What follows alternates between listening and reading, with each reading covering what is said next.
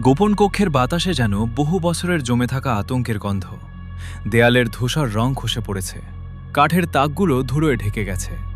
আশফাক ধীরে ধীরে চিঠিটি ভাঁজ করে পকেটে রাখলেন।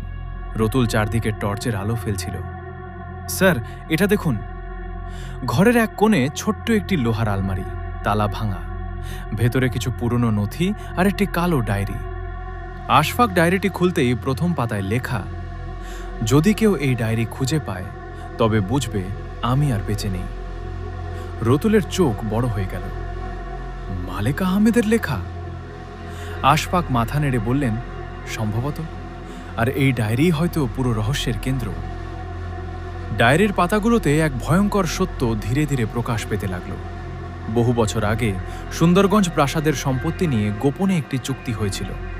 সেই চুক্তিতে মালেকা, মইনুল হক, মহিদুল ইসলাম এবং মুজিবুর রহমান চারজনই জড়িত ছিলেন।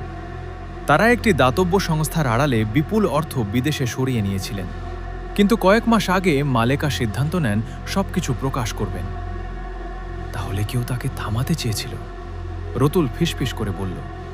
আশফাক কিছু বললেন না। তার দৃষ্টি আটকে গেল ডায়েরির শেষ দিকের পাতায়। সেখানে একটি নাম বারবার লেখা, রিয়া জানে না, রিয়াকে বাঁচাতে হবে। ঠিক তখনই উপরের তলা থেকে হঠাৎ বিকট শব্দ ভেসে এলো। দাম! রতুল চমকে উঠল। কেউ আছে? দুজন দ্রুত সিঁড়ি বেয়ে ওপরে উঠলেন। করিডোর অন্ধকার, দূরের জাঙ্গা দিয়ে কুয়াশা ঢুকছে, বাতাসে ঠান্ডা স্যাঁতস্যাঁতে অনুভূতি। হঠাৎ তারা দেখতে পেল একটি ছায়ামূর্তি দৌড়ে করিডোরের শেষ প্রান্তে মিলিয়ে গেল। থামুন! আশফাক চিৎকার করলেন। রতুল তার পেছনে ছুটল। ছায়ামূর্তিটি একটি পুরনো লাইব্রেরির দরজা ঠেলে ভেতরে ঢুকে পড়ে। দরজা খুলতেই দেখা গেল ঘর ফাঁকা, কিন্তু জানলাটি খোলা। জানলার পাশে একটি রুমাল পড়ে আছে। রতুল সেটি তুলে নিল। এটা তো রিয়ার। আশফাক গভীরভাবে চিন্তা করতে লাগলেন। না, ব্যাপারটা এত সহজ নয়।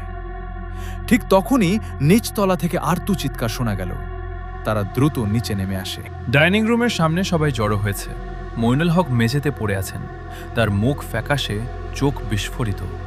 তার কাঁপতে থাকা হাতে একটি কাগজ। আশফাক কাগজটি খুললেন। সেখানে মাত্র 3টি শব্দ লেখা, সে ফিরে এসেছে। কে ফিরে এসেছে? রতুল কাঁপা গলায় বলল। মইনুল ঠোঁট নড়ালেন, যেন কিছু বলতে চাইছেন। তারপর খুব কষ্টে একটি শব্দ উচ্চারণ করলেন, নকশা। এরপরেই তার মাথা একপাশে হেলে পড়ল। ঘরে নিস্তব্ধতা নেমে এলো। আশফাক ধীরে ধীরে দাঁড়ালেন। তার চোখে এখন ভয়ের বদলে নিশ্চিত সন্দেহ। রতুল, তিনি নিচু স্বরে বললেন, মালেকার মৃত্যু শুধু হত্যাকাণ্ড নয়, এটা এমন এক গোপন রহস্যের অংশ যেটা বহু বছর ধরে চাপা ছিল। কিন্তু নকশা বলতে কি বোঝাচ্ছে? আশফাক পকেট থেকে গোপন কক্ষে পাওয়া কাগজটি বের করলেন। সেটি ছিল প্রাসাদের একটি পুরনো মানচিত্র, আর মানচিত্রের এক জায়গায় লাল কালি দিয়ে গোল চিহ্ন আঁকা। প্রাসাদের নিচে আরেকটি কক্ষ। ঠিক তখনই পুরো প্রাসাদের আলো হঠাৎ নিভে গেল। চারদিক অন্ধকার, আর সেই অন্ধকারের মাঝখানে ভেসে এলো ধীর ঠান্ডা এক নারী কণ্ঠ। সত্য খুঁজতে গেলে সবাই মরবে।